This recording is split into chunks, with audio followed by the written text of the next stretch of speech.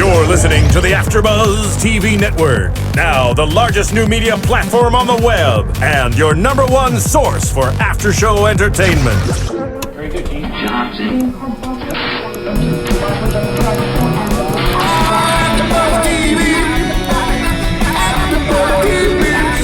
the AFTERBUZZ Studios in Los Angeles, California, presented by Maria Menounos and streaming live thanks to Akamai Technologies. This is AFTERBUZZ TV's Blacklist After Show. We'll break down tonight's episode and get you all the latest news and gossip. And now, another post-game wrap-up show for your favorite TV show. It's AFTERBUZZ TV's Blacklist After Show. Hello, everybody. This is the Blacklist. There we go. Looking for a little music. This is by request. Yeah, this goes out to Elizabeth Irwin. Big shout out to Elizabeth Irwin, because she said because of us, she heard this when Tom whacked Jolene. This is all she could hear is really? the Dawson's Creek theme when awesome. when Tom was whacking Jolene. You gotta love that. You gotta love it. This is the Blacklist. Hello, everybody. I'm not here usually every week, but hopefully you know who I am. I'm Nando Velasquez. I'm joined this week by the other voice that you hear, which is Joseph Sanfelippo. What's up, everybody? And we're missing two people, but one of them's in Denver doing what we call work. Or what he might call work, what we call something completely different. I think he's lying, Joe but whatever. Joe Braswell should be back next week. But we are joined on the phone, at least for a little while, by our fourth host. Hello, Julia. Julia Cearley. Hello, gentlemen. Hi, everybody. Hey, so thank you for joining us. Apologies, by the way, to everybody. We're doing this show this week a little bit later than we usually do. We usually do it on Tuesday afternoons, but just as you could tell, it's been a very busy week for us. We were lucky we got two people together. It's been serious. And very serious. So that was a challenge in of itself. That was a challenge. We do a lot of other shows on AfterBuzz and trying to juggle our busy schedules, but we love doing these shows, so that's why we're here doing it right now on Wednesday late night for you guys. And what a show we're doing tonight, because this was a pretty damn good show. And I have not been here every single week, but holy crap, have things changed since I've been here last. It's a little bit different, Nando. Yeah, very different. Let me get some impressions from you guys. You guys have been doing this religiously every single week while I've been trying to get here. So let's hear from Julia first. Let's see, what are your impressions about the show? It's episode 16, Mako Tanida. Yes, I loved this episode, guys. This is one of my favorite episodes we've seen so far. I think something that I felt has been lacking in this show sometimes is finding that balance of the procedural versus overarching character-driven story. And I think that this episode 100% brought that together. There wasn't a moment that I wasn't completely invested in this episode and completely just interested in what was going to happen next. And it was high impact, high stakes. I loved this episode. Everything that happened, super awesome. Great. I totally agree with you. It's a really good balance between procedural and the overall arc, which, again, like I said, things have definitely changed since the last time I was on. Joe, what do you think? Well, I like that our boy Tom has switched his sweaters for just raw badassery. He's turned his cardigan in, and he is now a bad man. He switched his sweater. Sounds like a Mr. Rogers type of... I'm telling you, he almost just sat there, looked at the camera, changed his shoes, and turned into a badass. It's a beautiful day in the neighborhood. Yeah. Oh, I loved it. It was, and finally he's interesting. Thank you, Jesus. And interestingly enough, Lizzie's into him when he's killing, and they wind up in the shower together. So I think I think that's a fun little thing. Like, oh, I can smell that you did something interesting. I'm gonna hop in the shower with you. Well, I love the fact that finally he does something interesting. He does, He's yeah. been so vanilla. But when he goes interesting, man, he goes. When he's like one of those terrible alcoholics. When Tom jumps off the wagon, Tom jumps off the wagon. Yeah. Well, if there was any doubt last week at that cliffhanger exactly who Tom was, we definitely finally figured it out. That not only has he really been all along, watching over Lizzie, and that he's definitely not been the white collar, just common house husband that we were led to believe in the beginning, but he is a super ultra deadly agent, secret agent, who can kick two people's butts at once practically.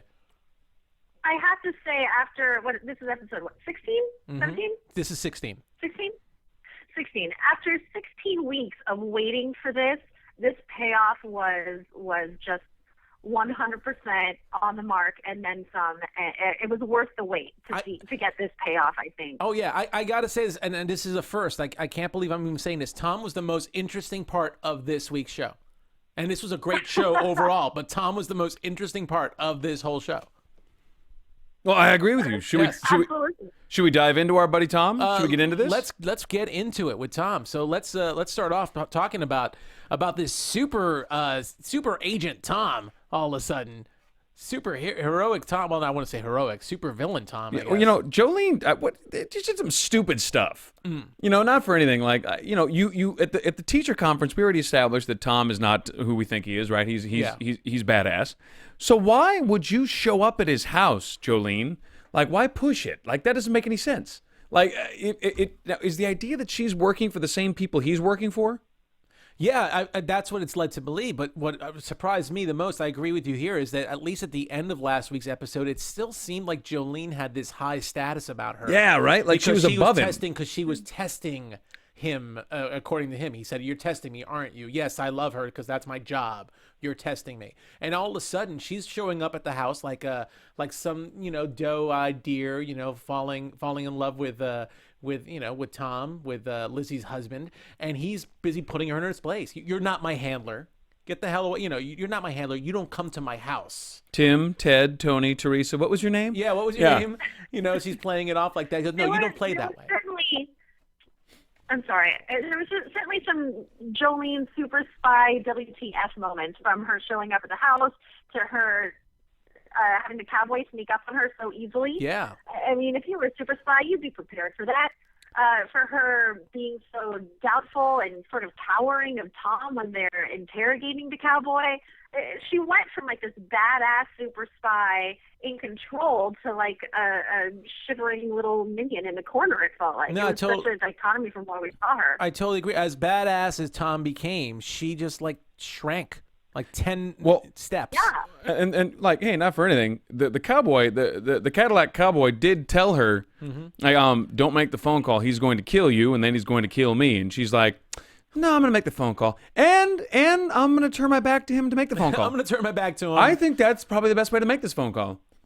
And we'll just see what happens. Oh, no! She should know when she turns around and see the glasses are off. The glasses are off. The glasses are off. He did the fingers, too. He did. Yeah. He snapped his fingers and everything. Like, I get to kill someone, finally. It's been 2 years. And again, this is a guy who we saw him in the pilot. Was it the pilot or the second episode when we, I think it was the pilot, when we had that terrorist have him pretty much tied up in the house, and he got severely injured off of that. And we see him as this meek person, but here he is manhandling someone who we thought was actually a threat in Jolene, manhandling Cadillac Cowboy earlier, and then handling both of them at the same time. He's like, oh, it looks like Cadillac Cowboy's trying to escape. Let me just go over there and stomp on him for a second while Jolene is practically passed out.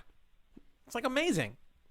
Were you going to say something, Julia? Yeah, Tom got his super dreamy status back in this episode. All right, let me ask. Has a crush on Tom now. Let me ask you a question. Okay, so let's get a little serious here, because Tom and Jolene both referred to Berlin, right? Yes. When they were talking about Berlin, called, I'm assuming it's not a person. It seems more like a group in Berlin. So not the band from the not 80s. The band. It's probably has nothing to do with whether or not whether your breath has been taken away or not. So here's the question: like, who are they working for? We don't know who they are, and if they're working for the same people, how come Tom kills her? What's the deal? Yeah. Well, I guess he kills her because she compromised him. Exactly. She compromised him. She compromised whatever this mission is, and he said to her, and it happened pretty quickly. And this is, I think, the crux of this entire thing with Jolene and Tom and who they're working for. He said to her, "You don't get it. Wu Jing, the alchemist, Red used them to track you down to get to you, and now he's getting to me." So that just shows that this has been, whatever it is, it runs deep, and Red knows all about it. And I don't know. So Jolene. Building on it. Okay, so Red has been using all of these Blacklist cases to track Jolene to get to find out who Tom is working for. Is that our hypothesis? That's what has come to light thus far. That's how it seems. So she's been effing it all up by being out and about, essentially, by being trackable.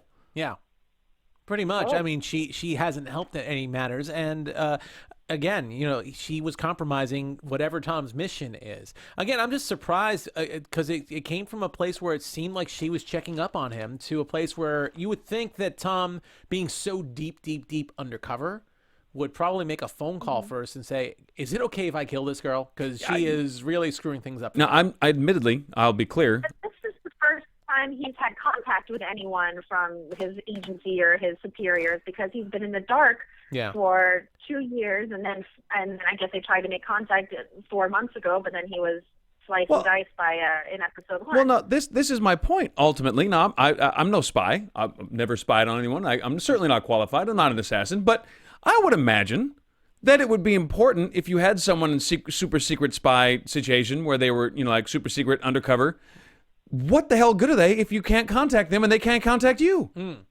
Then all you have, it's like having a great car with no keys. You can't drive it if you can't contact the guy and he can't contact you, and there's no way to confirm the way you're contacting him. Not only that, he already knows, we know he doesn't work for the FBI, so he's obviously trying to keep himself secret from the FBI, but he knows he's being monitored by this other entity that we still don't know exactly, is this the adversary or what? Yeah, we don't know who the Apple people were because we know they weren't Red's people, we know they're not FBI, and now we know that they certainly weren't Tom's people. Yeah. So who the hell were the Apple people? Other people. What's that? I don't know. I mean, it's just crazy. And have we determined that the Apple people were with the adversary? No, they're not with the adversary, right? No, we don't know. With his big adversary, but they were with Alan Alda's character. I don't think so. I didn't think they were had anything to do with Alan Alda's character. So I'm still confused by this. Okay, cool, because I'm confused by it still. It's just so far it seems there are at least 3 different entities right now with the FBI. Minimum. There's nothing that ties to anybody thus far that I can think of to the Apple people.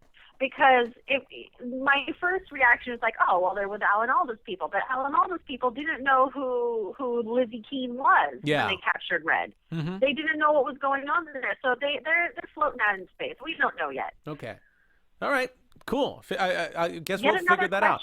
From the Blacklist. Get another question. Yet another mystery. And we're gonna have a lot more questions, but I'm gonna segue this slightly into another show that we have, because we're about that time where we're gonna talk a little bit about one of our favorite people here, because she is responsible for helping us here at AfterBuzz, getting this place started, Maria Menounos, who had a big premiere last night for, she's on Extra, we know, but she actually has her own reality show that premiered on Oxygen last night, Chasing Maria Menounos, starring Maria and the other founder of AfterBuzz TV, her longtime boyfriend, Kevin Onnegaro, who we also love, and he does a lot of work here. And actually a lot of cameos from people this coming season. But I believe ratings went really, really well for Oxygen, and it's going to be airing, if you've missed last night's episode, it's airing on Oxygen and I think 2 of the other Oprah networks all week long. So tune into your listings. And in case you missed it, we got a little clip here for what you might have missed. Tuesdays on Oxygen. I'm Maria Menounos, and my life can get a little crazy. I host Extra. I'm an actor, producer, dancer, wrestler, and a lot of other things. I live with Kevin, my boyfriend of 15 years. Do you really love me? I would say that I'm in serious like. And my parents. Yep. I just said I live with my parents. You drive me crazy. You drive me crazy. My parents want us to get married. You both love each other. Get married. Kevin and I don't. I am going to get married when I want to get married. I think I want kids. Kevin definitely doesn't want them now. This is being pushed on us. And of course, my parents wanted them yesterday. This year, you gotta have it. And I have a house full of people counting on me financially. If I take my eye off the ball, everything can fall apart. It doesn't matter what anybody else thinks or wants us to do. It's what we want to do. Everyone thinks that they know what's best for me, but I'm really the only one. I have got to figure things out. Chasing Maria Menounos is so new. Every Tuesday at 10, 9 Central, starting March 18th, only on Oxygen. And that's Chasing Maria Menounos on Oxygen. As I said, new episodes are going to be every Tuesday night at 10. We do have an AfterBuzz show for Chasing Maria Menounos, which is, I guess, very meta It is a little on the meta. It's going to be a little meta because they're gonna start talking about AfterBuzz, and then it'll be an AfterBuzz show talking about AfterBuzz. So it'll be great. But we all have gotten the opportunity to work with Kevin and Maria as well. Although she is incredibly busy, it is no joke the title "Chasing Maria Menounos" because you really have to chase her to really get some time with her, and it's just phenomenal. I mean, it really is a smart idea for a reality show. She's a very positive figure, and she does a lot, and she's very passionate with what she does. So please tune into that. It also helps us out when you are when you're watching her show because it helps us all out here. It gives us a little extra promotion, a little extra push. So anyway, we're gonna move on and let's talk about the actual blacklister. Should we talk about Mako Tanida? Yeah, Mako Tanida. Who, I didn't write the number down if one of you guys did. I did. It was, number 83. Number 83. I was going to guess 80-something. Number 83. Number 83. Oh, Chenta Trace. And we still haven't figured out exactly what the numbers have. We have no idea. Oh, we have no idea. Perhaps that's the ultimate mystery of the blacklist is the numerical order. I think there's an intern, and that's his job. All right, Jimmy, it's the only thing all week long. What do you got for me? Make sure you don't repeat a number. 83. Yeah, don't repeat a number or you're fired. That's it. That's Jimmy's whole job all week long. That's a great gig. And don't pick number 1 because that'll be too obvious. Right, that'll be too obvious. Don't pick number 1. Jimmy's got to be somebody's nephew. If he's not getting coffee for anybody, his whole job is pick the number. Probably. So anyway, Mako Tanida is a gangster, a Japanese gangster. Yakuza. A crime lord. Who has escaped from a Japanese prison at the very beginning. And apparently he was caught in the crossfire when Ressler was going for Red, when they were trying to hunt down Red. Ressler and his crew were after Red, and I guess it took them to Japan, and they got a little run-in with Mako. Mako. Why am I saying Mako? Mako. Looks like Mako. It looks like Mako. Might be Mako. Nah, it's Mako. But Mako? anyway. Mako. Oh, we're screwed now. Oh, now you're messing me up. Anyway, so we see the right before the title goes on that Mako has hunted down and found one of Ressler's people and had him commit how do you say that? Seppuku. Here's my question. Now I have limited understanding. Yeah. But my understanding was that Seppuku was reserved for members of the samurai class. You weren't allowed to just you didn't get that death. Yeah. That's an honorable death. It's very interesting. So is that the deal? Because I mean, he gave Agent Ramo the opportunity to commit seppuku. Yes. It didn't look like the second guy. Well, they pushed him off a bridge or something. McGinnis. He looked like he fell off a bridge. Or he didn't look like he got that. Maybe. But what happened? Or maybe he jumped. You know what he was saying when he was in the car was that he said he believed that the Ramo and the second guy, I forget the second guy's name. McGinnis, McKelly. The second guy's name who died off the bridge? Yeah. Something and Irish. He believed that they didn't know what was going on, that they were honorable in their job and just doing their duty. And I think that's why he allowed them that death. That makes sense, because, I do remember he said that. He talked to them first, so had he gotten that chance with Ressler, he probably would have given him that death. But if he got that chance with Bobby, he would not have given him that death. So okay, I got what you're saying. So Ressler gave Bobby the chance to commit seppuku, but Mako, shoot, now I'm totally screwed. Mako Tanida. MT, that's even better. So MT offered it to Ramo and McGinnis or McKellar. Oh gosh, my notes are terrible. But for Bobby, that was because Ressler offered that to him. I got you. That makes sense. I think if MT had the chance to kill Bobby, he would not have given him that opportunity to take his own life because he was not honorable. Because you killed my buddy, you dirty rat. That was a very. But I don't know if he knew. He didn't sound like he knew it was Bobby though. He was just hunting down to figure out who it was. Well, I think he was hunting down the task force who took him down and killed his brother and took over his business. Yeah. And that's what he was and making millions off of his business. Yeah. Under the name of his brother. So I think that was the whole point of it. I believe was that he was getting to the bottom of it. Who's been doing this whole time? I know it's one of you because you guys are the only ones who know what really happened.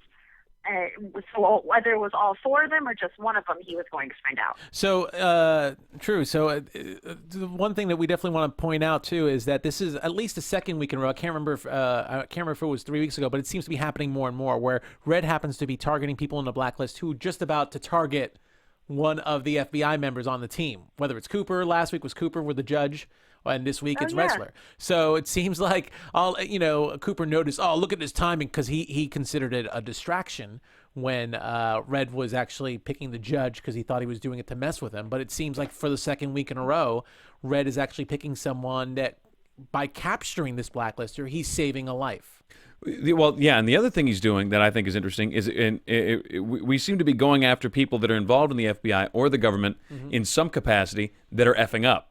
That's true, too. We did that with the judge, and we did that this week with Bobby. It seems to be like, you know what, we're going after the blacklisters, but a lot of them are going to point the microscope right back at you guys. Yeah. And there have been some mistakes made on your end. No, absolutely. So he's working to expose the corruption within the FBI as well as take care of these super criminals. Yeah. So when does he find time to sleep? He's so busy. That man is so busy. He has, it seems like he has several different agendas. We still haven't figured out his ultimate goal, but definitely several different agendas at play at once. And I mean, I guess in a way, by doing this, by actually protecting Ressler and protecting Cooper, he's also protecting Lizzie. So that kind of makes some sense. As far as whatever his end game is, but we're still right now. Right now the biggest, like I said, the biggest story right now is Tom. I have to say, so it's not even about it's adversary. It's really about Tom all of a sudden. So so you know what? Let Red rescue some people from the FBI. Let him help him out a little bit, right? Throw him a bone. Yeah, especially since Julie's got a crush on Tom, so it's all good. A little bit. It's back. It was wavering there for a minute, and it's back with a vengeance. But unfortunately, for Ressler at least, while once he gets word what's going on, he figures out with the first two deaths from his team, he decides to go into hiding and to bring his newly rejoined fiancée, Audrey, out to a safe house. Where unfortunately Mako figures out where they're going. It did not go well. And did not go well. Very, very sad moment. Very sad moment. And we R.I.P. Audrey. Yes, we bid adieu to Audrey. And I have mixed things. And you guys all thought that she was caught up with Red and these agencies. I'll admit nope, it. She was just plain old Audrey. She was just Audrey. Just plain old boring ass Audrey, and Audrey and love. And now she's plain old boring ass dead Audrey, and that is sad. He's devastated, and it turned out she was preggers. And it turns out she was pregnant. Just to add to that. One more layer of crap. Shot in the stomach. Just to boot. So no doubt at all that 2 lives are gone. And just like that, two female characters gone this week. The 2 that we thought probably had more in common and they really didn't have anything in common. No, we thought they were connected. Other than the fact that they both died in the same episode, they had nothing else in common. All they had in common was the end of their thread was episode 16. That was all they had in common. But sad moment, especially for Ressler, because now he's a man. He's pissed. He's incensed. He wants revenge. And where does he go to get the intel he needs? Of course, he's going to go to see Red. Yeah. Because Red seems to know everything. Mm-hmm. But Red, Red knows shit. Red knows shit. Red knows shit. But he hashtag Red knows shit. What's interesting to me, I think, apparently it takes a little pain and suffering for you have to have a certain degree of pain and suffering before Red will sympathize with you, unless you're Lizzie. Yeah. And if you're Lizzie, it's from day one. It's all good. But if, but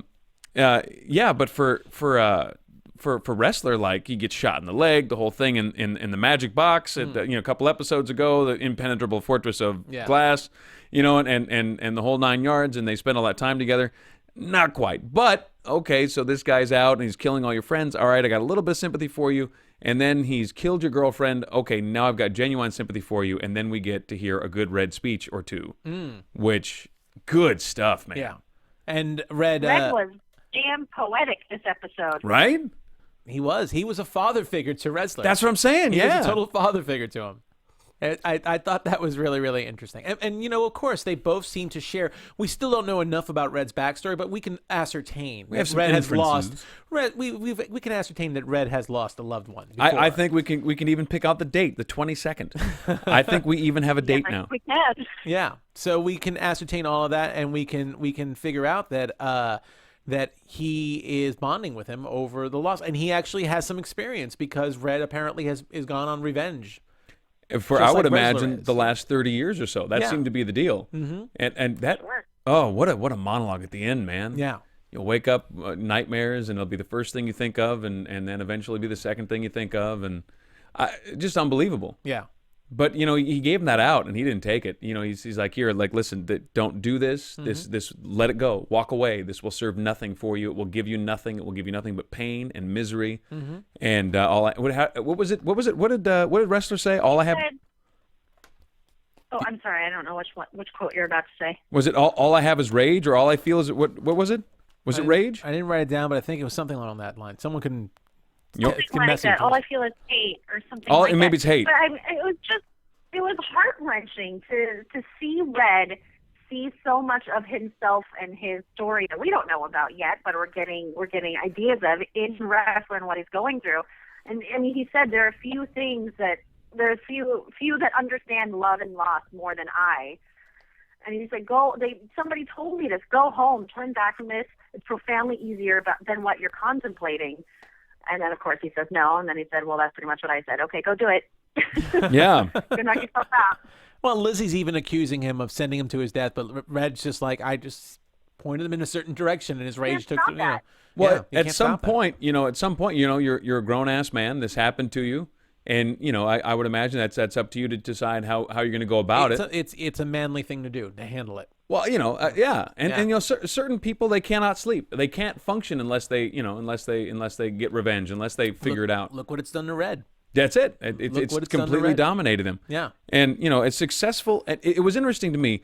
That scene in the ballet when he's sitting there getting ready to watch the command performance that he has structured for himself. Mm-hmm. He's gone to the ballet. I don't. Do they specify which ballet? But and he's got a command performance of Swan Lake. Mm-hmm. And I meant company-wise, but that doesn't matter. So he's got a command performance of Swan Lake, and has to be ready for the 22nd. And so he's sitting down for his command performance of Swan Lake on the 22nd. He donates to this ballet, this company, just so that he can have this. He doesn't even get to the shows. He never goes. Right? And the ballerina said he never goes to the shows. Didn't his daughter dance here once? That's a rumor. You're not paid to gossip. You're paid to dance. Okay. So his command performance, and he set all this up for himself. And and his guy comes in and says, and tells him what's going on. So his command performance is essentially ruined. He says, Cadillac Man's disappeared, so's Jolene. Cadillac Cowboy's gone, so's Jolene. Yep. And so that's the news he gets right before he sits down to enjoy the only thing he's been able to set up for himself that seems to have real meaning for him. He's got all the fun things he does all the time, but it seems to me it's so indicative of the situation that he's in. Nothing is ever truly to be enjoyed. You're constantly working. You're constantly moving and maneuvering. Well, it's like you said, he never gets any sleep. Never. Yeah. When do you sleep? When do you sleep? When you're at Red Reddington. So I mean, like, it looks good. He's got the good hats. He's got the good suits. He flies in a private plane. He's got all the money. He got the great car. But at the end of the day, nothing. He never can truly enjoy it. He's still tormented and he's still chased after. Absolutely. It's just interesting that he's still, even though he surrendered to the FBI and he has this deal more or less in place, that they never were the major threat for him or the major goal for him. It's interesting. So it's very, very interesting. I agree with you, and it's kind of a very sad. It's kind of sad in the end when you think about it, because he's having, like you said, he's having this moment, and there's no peace for him. There's no peace. That's exactly the right term. There's no peace. And he lost his one major lead right now, I guess, which was Jolene, because apparently every single case was had something to do with getting to Jolene and figuring out what she was doing. So now that's disappeared. So it's going to be really, really interesting for him. So I'm trying to think of what else we got. I think Lizzie was barely even in this episode, I feel like. She just pretty much stopped. Well, we didn't really talk about Bobby Jonica just being the guy who ended up taking over the Yakuza and just making all this money. I liked him a lot. I think he did a great job. I didn't take down the actor's name because I was kind of rushing, but he did a fantastic job. I think he killed that episode. And the makeup Very rare that I think makeup. I think. Oh yeah. But whatever they did on his lip, they had the lip up, looked like he really got hit, and he had the puffed up cheek. He looked great, and he did that scene up. I really bought him. Yeah. I think he was perfectly cast and did a great job. It was a beautiful tense moment at the end when Ressler was trying to decide whether or not to kill him. Yeah, it was Beautiful legit. moment. Yeah, it was legit. It was a great scene, and I bought Ressler, and I bought mostly Lizzie. Yeah. And I thought that was a really, really good scene. No, it was a good I thought twist when we figured out that that Mako's brother was actually died the same day that Mako got arrested, so that the Yakuza was not under Tanida control, that it was under some alternate control. So I thought that was all incredibly interesting. And also the fact that Ressler was going after Bobby and he left Mako in the car and then Mako escaped. So we're thinking, okay, maybe we'll see this guy again somewhere down the line. We'll see his forehead again. We'll see his forehead again, but not the rest of him. What's in the box? Another box. What's in the box? We finally got a payoff on our what's in the box moment. And that was lovely of Red. That was such a thoughtful present. It is so thoughtful. It's like, listen. That really shows how much he now cares for Ressler. Some really bad shit happened to you. Two men that really understand each other. I will say that is true. That is a gift. That is a major gift. Now let me ask you guys a question, and this is just more or less a protocol thing. When you send someone a severed head in a box, do you pickle the head first? Do you pull the brain out? Do you embalm it? Do you wrap it? Do you plastic seal it? Like What this do you is do? a question for Hannibal, for our Hannibal show, not for Blacklist. I'm just thinking That's practically. a question for Hannibal. I guess it depends on how long you want that shelf life to be. Well, that's what it seems to me. You're just giving someone a headache. It's a terrible pun, but I didn't mean it like that. But I get it. No. It was an accidental terrible pun. But you're sending some. Essentially, you're like, here's a head. I hope you feel better. Now you have to deal with a head. Because if someone sent you a head, first, okay, fine. There's the guy I hate. He's dead. Great. Yeah. But now you got this head. What are you going to do with it? Yeah, what's he going to do? I wonder if we'll see the head in a future episode where in Ressler's house and it's like mounted over over the fireplace or something. Agent Ressler, is that a head? No. What was your question? So it seems to me you're guaranteed. What do you do with it? And being a goody that Ressler is usually 90% of the time, do you actually say, Red, I got to take you in for murder? Yeah, Red, what the hell, man? Red, what the hell? You actually signed a note and said this was for me. I kind of figured out that you killed this guy for me. I don't know. Wrestler's turned a corner. Oh, definitely. This episode. Yeah. I don't think he'll he's rap. going down a path that I don't think he ever expected. I think Red did what Ressler could never do. But even though he would want to do it with all his heart and soul, I don't think he could ever do it. Yeah. So Red did it for him. He tied it up in a nice little bow.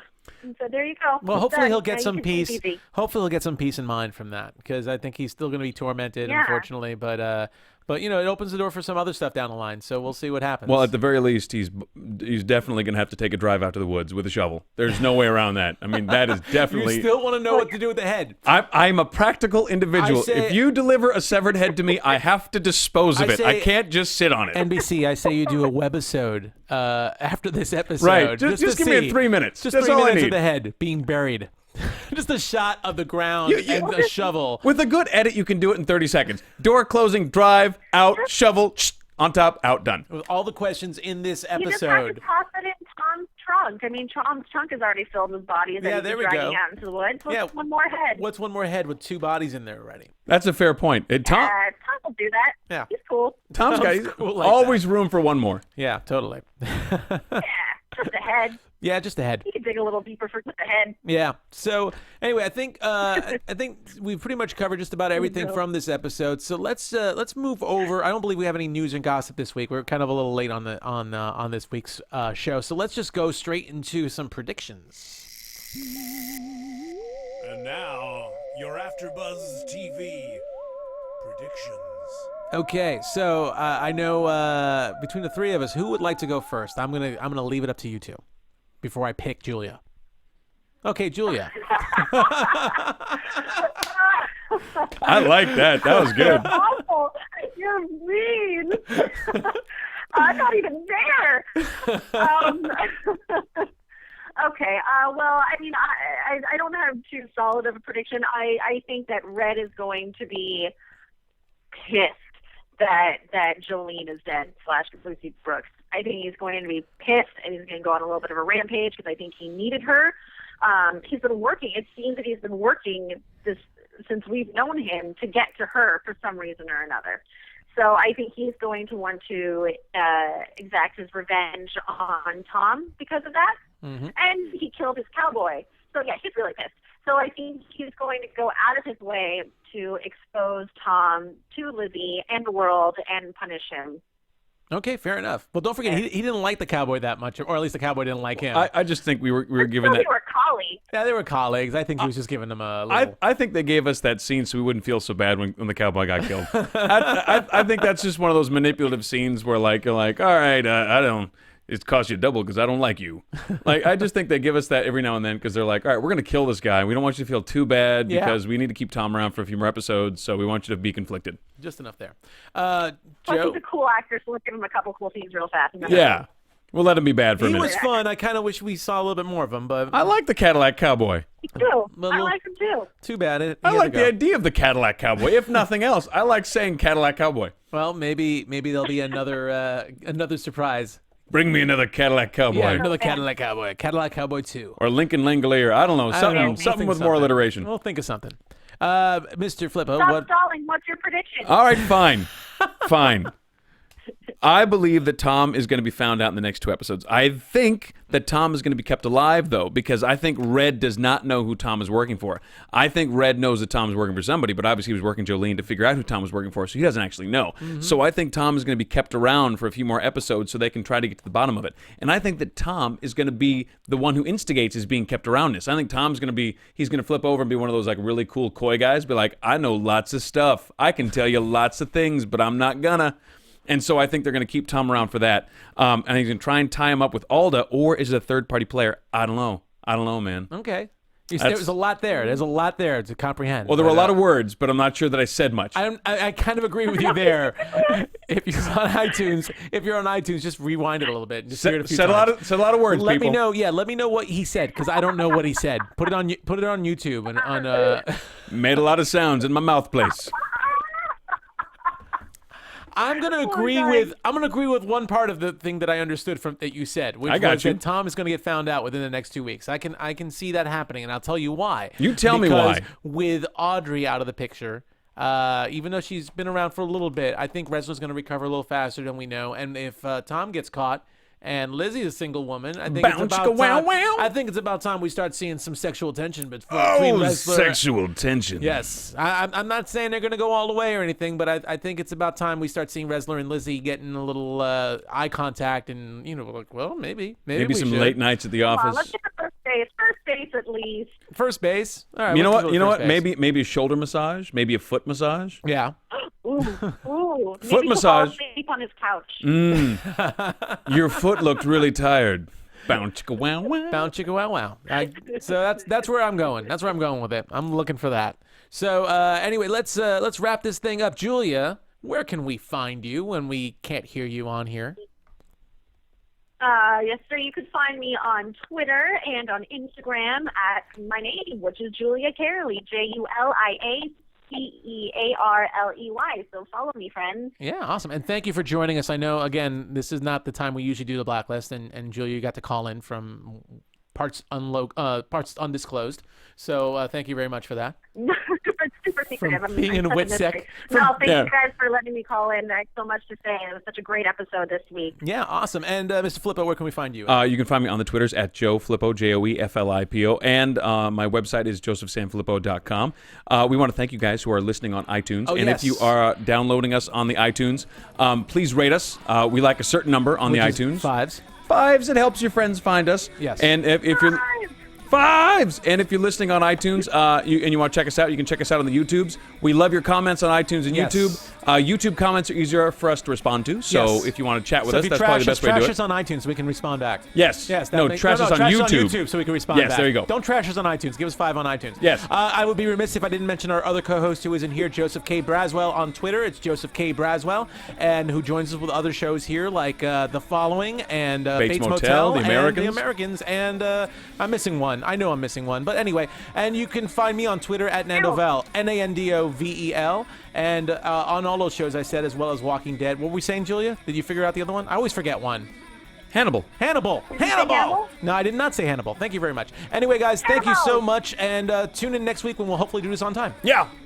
From executive producers Maria Menounos, Kevin Undergaro, Phil Svitek, and the entire AfterBuzz TV staff, we would like to thank you for listening to the AfterBuzz TV network. To watch or listen to other after shows and post comments or questions, be sure to visit AfterBuzzTV.com. I'm Sir Richard Wentworth, and this has been a presentation of AfterBuzz TV. Buzz you later.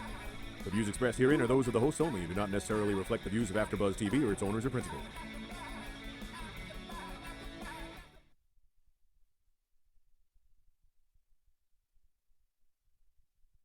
Thank you for watching AfterBuzz TV on YouTube. For more of your favorite after shows and interviews, subscribe to our channel here, and be sure to share your opinion on the episode in the comment section below here.